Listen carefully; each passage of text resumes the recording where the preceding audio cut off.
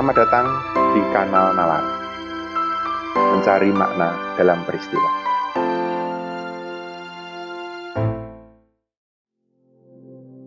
Saudara-saudara, episode kali ini, episode ke-60, menandai 1 tahun lahirnya kanal Nalar. Selama setahun ini cukup banyak topik telah dibahas. Mulai dari kebijakan publik, perencanaan pembangunan, hingga studi lanjut, inovasi, bahkan politik dan penanganan pandemi. Saya ingin membagikan refleksi, bukan hanya bagaimana Nalar bertumbuh dalam 1 tahun ini, tetapi juga bagaimana Nalar melihat dan merefleksikan kejadian-kejadian yang muncul di sekitar kita dalam kehidupan sebagai warga negara.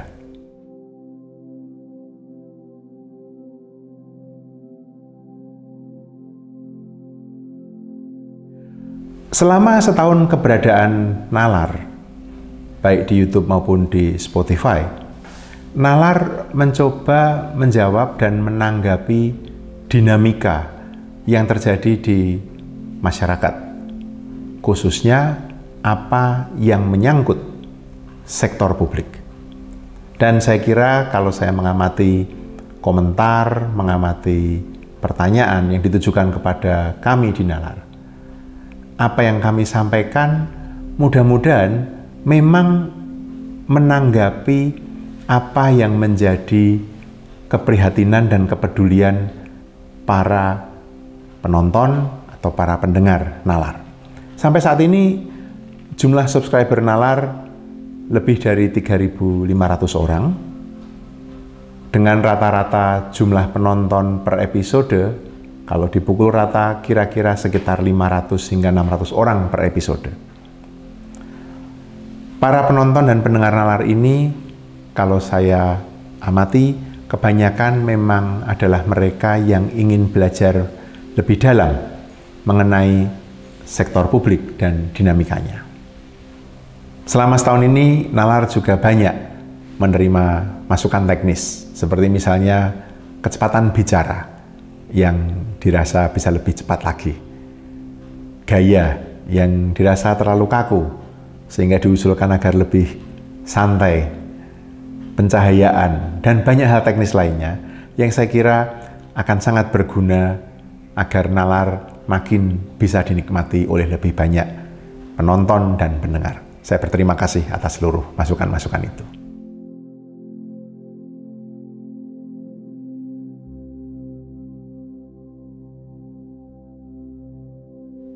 Setahun terakhir ini, sejak lahirnya Nalar, saya kira politik dan kebijakan Indonesia berdinamika dengan amat pesat.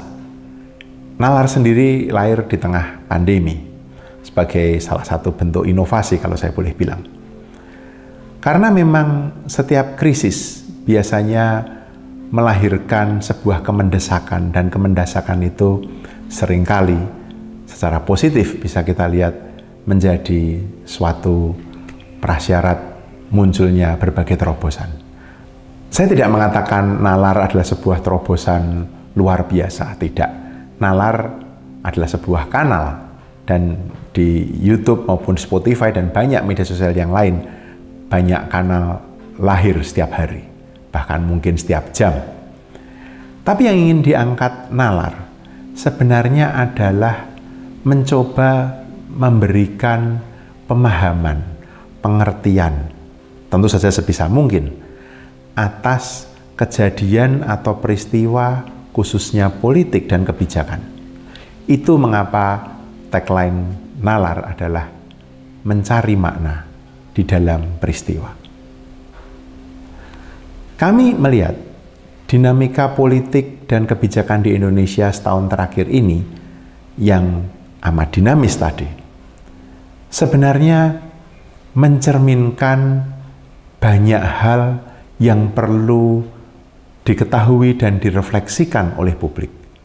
Fokusnya, khususnya dan terutama adalah mengenai bagaimana negara bekerja, bagaimana pemerintah sebagai mesin dari negara itu bekerja menjalankan tugasnya, bagaimana sektor publik memberikan warna dalam dinamika masyarakat. Setahun ini perkembangan politik dan kebijakan di Indonesia memang sangat dinamis, dan saya kira itu menjadi sumber yang tiada habisnya untuk berbagai episode kami ke depan. Tapi yang ingin saya sampaikan di sini adalah bagaimana kebijakan dan politik itu ternyata amat mempengaruhi dinamika kehidupan kita sebagai warga negara. Dan karena itu, Nalar mencoba mengangkat ini, mencoba sebisa mungkin membangun penjelasan mengapa kebijakan tertentu terjadi, mengapa politik atas kebijakan, politik atas ruang hidup bersama ini terjadi seperti itu. Ini bukan hal yang mudah tentu saja, tetapi bagi kami di Nalar, upaya untuk menghadirkan refleksi-refleksi semacam ini menjadi amat penting. Justru karena ruang hidup bersama adalah milik bersama. Karena ruang hidup bersama ini menentukan seperti apa corak keadaban negeri kita saat ini dan ke depan. Mudah-mudahan keberadaan Nalar berkontribusi untuk upaya ini.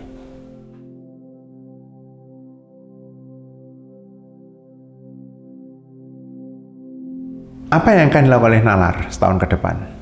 Pertama, kami ingin mencoba menjaga konsistensi kehadiran setiap episode Nalar, baik di YouTube maupun di Spotify. Selama ini kami mencoba rutin hadir 1 minggu sekali. Setahun ini sudah ada 60 episode, jadi rata-rata target 1 minggu sekali itu tercapai. Di tahun ke depan, kami merencanakan barangkali tidak mesti 1 minggu sekali, tapi mungkin bisa 1 hingga 2 minggu sekali. Tetapi kami ingin mencoba hadir dengan gaya dan pendekatan yang sedikit berbeda. Kalau sepanjang tahun pertama kemarin lebih banyak monolog, seingat saya hanya ada 4 episode kami punya bintang tamu, kalau saya boleh bilang. Pertama Pak Rimawan Pradiptyo dari UGM, kemudian Samara Amani, lalu Mbak Winnie Rizky Nengayu, dan Dr. Tan Shot Yen. Tanggapan atas episode menghadirkan bintang tamu itu cukup baik. Karena itu kami berencana dalam setahun ke depan dan masa-masa yang akan datang akan lebih banyak episode yang menghadirkan tamu. Saya melihat hal ini penting karena bukan hanya untuk memperkaya perspektif, tapi tentu saja model interaksi, diskusi, dialog, semi-talk show mungkin akan membuat pembicaraan lebih mengalir. Dan tentu saja mudah-mudahan lebih menyenangkan bagi Anda yang menyaksikan atau mendengar. Ke depan, saya ingin menyampaikan kepada Anda sekalian bahwa Nalar akan mengembangkan diri menjadi Institut Nalar, atau dalam bahasa Inggris Nalar Institute. Institut Nalar ini adalah sebuah lembaga independen yang akan bergerak dalam bidang coaching, pelatihan, lalu konsultansi, dan penelitian. Tapi fokusnya amat khusus, yaitu penguatan sektor publik.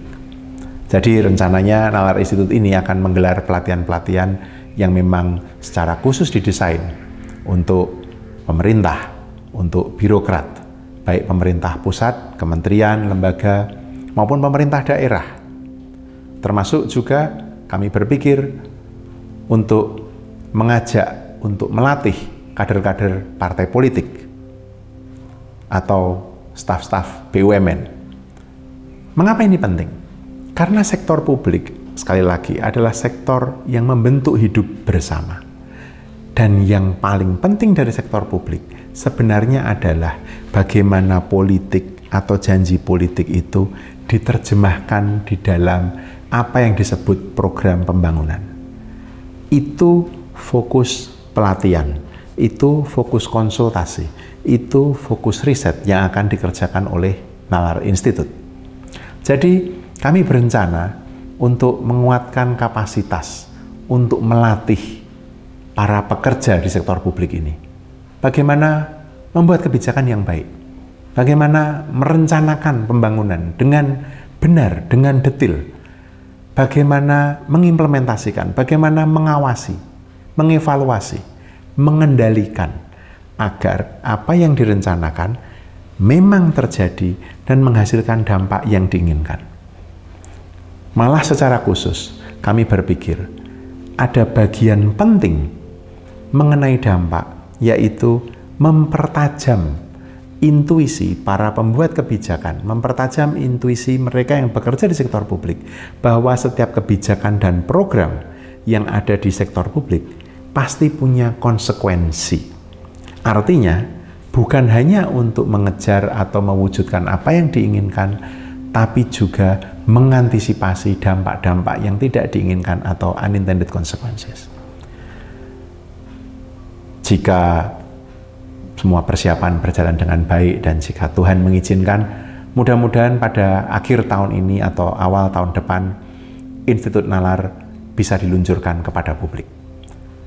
Sudah ada cukup banyak pertanyaan mengenai apakah Nalar mengadakan pelatihan, apakah ada sesi-sesi khusus yang bisa diikuti oleh para pendengar atau para pemirsa. Sampai saat ini belum, hanya kanal YouTube dan Spotify ini sumbernya. Tapi sekali lagi pada akhir tahun nanti atau awal tahun depan kami berencana sebagai sebuah lembaga independen untuk mulai menghadirkan pelatihan-pelatihan yang memang kami tujukan khusus untuk penguatan sektor publik. Tentu kami menantikan partisipasi Anda sekalian, baik dari kementerian, lembaga, pemerintah daerah, partai politik, badan usaha milik negara, atau siapapun yang berminat untuk mengembangkan diri di sektor publik ini.